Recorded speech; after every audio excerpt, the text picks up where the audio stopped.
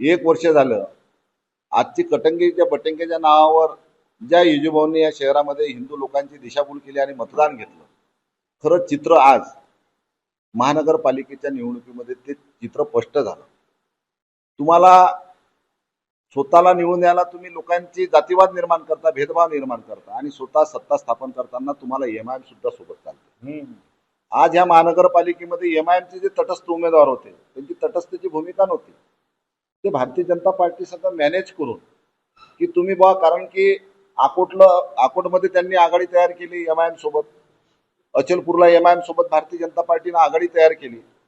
मग आता इथं जर मतदान केलं तर पुन्हा आम्ही बदलावू म्हणून भारतीय जनता पार्टीनं दुसरी चाल खेळली.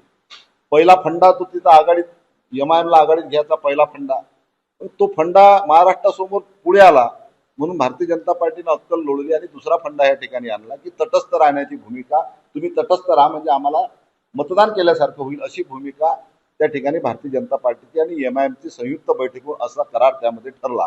तुम्ही कटंगे बटंगे म्हटलं त्या लोकांचे 7 मतं घेऊन आज महानगरपालिकेमध्ये तुम्ही सत्ता स्थापन केली. 7 मतं घेऊन मला सांगा, खरा जर भारतीय जनता पार्टीचं खरं हिंदुत्व असतं तर ते विरोधी पक्षामध्ये बसले असते, पण ह्या 7 लोकांच्या भरोशावर त्यांनी ह्या ठिकाणी सत्ता स्थापन केली नसती. आमच्यासोबतही मुस्लिम लोक होते, असं नाही आहे, आम्ही असं म्हणत नाही, पण आमचं असं नाही. आमचं सर्व धर्म समभाव सगळ्यांना घेऊन चालणारं आमचं हिंदुत्व आहे. सर्व जातीच्या धर्माच्या लोकांना घेऊन चालणारं हिंदुत्व आहे. तुमचं हिंदुत्व कोणतं होतं? तुमचं तर कटेंगे पटेंगे होते. मग तुमचं हिंदुत्व कुठं गेलं? 7 मुस्लिमाच्या पाठीवर तुम्ही भरोशावर इथं सत्ता कशी स्थापन केली? तुम्हाला तर दुसरं कोणी चालत नव्हतं. ह्याच ठिकाणी उद्या आमचा महापौर झाला असता तर कदाचित यांनी उलटे आरोप केले असते आमच्यावर. मग अकोटला एमआयएम संघ बसले, ह्या ठिकाणी एमआयएम बसले. खरी आमची जीत हे झाली, खरा आमचा विजय हे झाला की आज भारतीय जनता पार्टीचा महापौर न म्हणता महायुतीचा महापौर, ह्या स्थानिक आमदाराला महायुतीचा महापौर म्हणून या ठिकाणी घोषित करावं लागलं. पण त्यांना कदाचित कल्पना नसेल, महाराष्ट्राच्या महायुतीमध्ये तुतारी नाही आहे. त्यांचा जो स्थानिक आमदारांनी जो काल उल्लेख केला पेपरला की महायुतीचा महापौर, त्यांना कदाचित कल्पना नसेल तुतारी हे महायुतीमध्ये नाही, तुतारी हे महाविकास आघाडीमध्ये आहे, हे त्यांच्या कदाचित लक्षात आलं नसेल. म्हणून कदाचित आज महाविकास आघाडीचे सदस्य जर सोबत असते तर ह्या ठिकाणचं चित्र उलट दिसलं असतं आणि शिवसेनेचा या ठिकाणी महापौर झाला असता.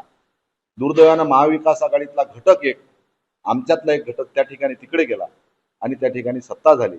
परंतु आज मी जे लोक ह्या शहरात हिंदुत्वाच्या लोकांची दिशाभूल करतात, जातीवाद निर्माण करतात, तेढ निर्माण करतात, त्यांनी यांच्यापासून धडा शिकला पाहिजे आणि त्यांना प्रश्न विचारला पाहिजे की तुम्ही आम्हाला विधानसभेला हिंदू हिंदू म्हणून मतदान मागितलं, आज 7 मुसलमानांच्या भरोशावर तुम्ही सत्ता का स्थापन केली?